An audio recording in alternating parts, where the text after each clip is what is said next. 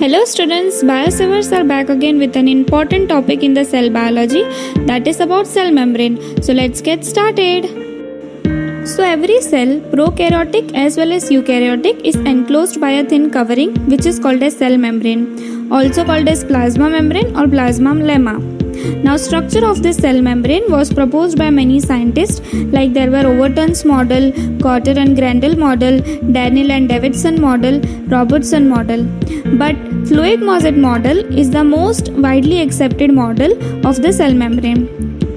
So we will study about the structure of cell membrane through this fluid mosaic model. It was proposed by scientists Singer and Nicholson in 1972. Now, as the name suggests, cell membrane consists of two main structures, that is fluid matrix of two layers of phospholipid and asymmetrically arranged protein molecules in a mosaic pattern. So proteins in a mosaic pattern and fluid matrix of phospholipid. So that makes the name fluid mosaic model. So basically, cell membrane consists of four main structures: phospholipid layer, protein molecules, carbohydrates and cholesterol. So as seen here, the yellow color layer is the bilayer of phospholipid layer. Then the blue colors are the protein molecules embedded in the phospholipid layer. And the green color over the yellow color layer is the carbohydrate molecules, and then there are cholesterol in between.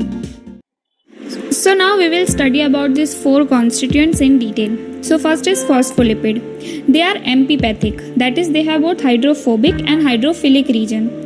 Now hydrophilic means water lover region. So water lover region stays outside towards the outer end, while hydrophobic, that is water hater region, remains inside.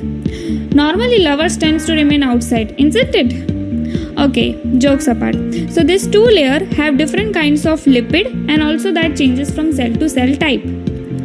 Now second is protein molecules. Now there are two types of protein molecules, peripheral or integral. Peripheral means edge pe ya bahar. So these proteins are located outside the lipid layer, and that includes pectins. While integral means inside. So these proteins are embedded inside the phospholipid matrix, and that include glycophorins. And normally 70% of total protein in the cell membrane is of integral type. Means outside बहुत कम molecules रहते हैं proteins के, inside ज़्यादा रहते हैं. अब कभी कभी क्या होता है कि इंटीग्रल प्रोटीन्स इतने बड़े हो जाते हैं कि they get spread fully between the two phospholipid layer. They get fully spread in the matrix and they form a channel-like structure. So such proteins are called as tunnel proteins or transmembrane, and that also includes glycophorins.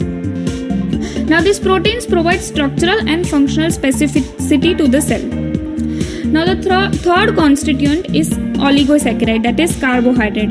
It is mostly present on the exposed surface, and these oligosaccharides, that is carbohydrates, are associated with proteins or lipids. अगर protein के साथ associate होते हैं तो they make glycoprotein, and अगर lipid के साथ associate होते हैं तो they make glycolipid. And this layer forms a cell coat which is called as glycocalyx on the free surface of the cell. And the last constituent is cholesterol. They are inserted in the phospholipid layer of animal cells, and they are more stiff and thus stabilize the membrane. So this was about the general structure of cell membrane. Cell membrane may be modified to serve special functions, and these modifications can be in form of foldings or either intercellular junctions. Now cell membrane दो तरह से fold हो सकती है, एक inside की तरफ और एक आउटसाइड की तरफ. अगर इनसाइड की तरफ फोल्ड होती है, अंदर की साइड फोल्ड होती है, तो it form pores, endocytic vesicles and mesosomes. And अगर आउटसाइड की तरफ फोल्ड होती है तो इट फॉर्म माइक्रोविली, सीलियाई और flagella. The inside fold of cell membrane is called as invaginations, and the outside fold of the cell membrane is called as evaginations. Similarly, cell membrane can be modified in the form of intercellular junctions, and these are narrow gaps between two adjacent cells. So the first type of intercellular junction is desmosomes. Now इसमें क्या होता है कि जो cell membrane में protein होते हैं वो बाहर की तरफ एक्सटेंड होते हैं, एंड जब दो एडजेसेंट सेल्स के एक्सटेंडेड प्रोटीन इंटरैक्ट करते हैं they form desmosomes.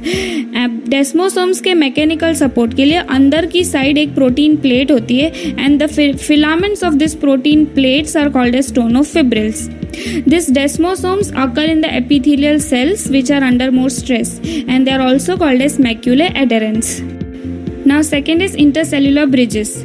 When minute projection of two adjacent cells they make contact with one another, it forms intercellular bridges. Desmosomes में प्रोटीन इंटरैक्ट करते थे, intercellular bridges में minute projection interact करते हैं. They allow the rapid electrical conduction between the cells. Now third is tight junction. Here the regions where membranes of adjacent animal cells are held close together by the sealing strands, and they check the movement of material. It is also called as zonal occludens. Then there are terminal bars. These are same as desmosomes. इसमें भी protein interact करते हैं but they lack the tonofibrils. And the last one is gap junction. Here direct cytoplasm to cytoplasm connection between the animal cells and by the protein pipes called as connexons. So now let's talk about the functions of cell membrane. Cell membrane basically helps in cell recognition and cell adhesion because they have specific protein and lipid structure. They also contain antigens which determine the blood grouping. And cell membrane, as it is semi-permeable membrane, it is responsible for transportation. Basically two type of movement occur through this cell membrane: passive movement and active movement. Passive movement occurs without any energy while active movement requires energy. Example of passive movement is diffusion and osmosis, while active movement का example है Na+ और K+ pump.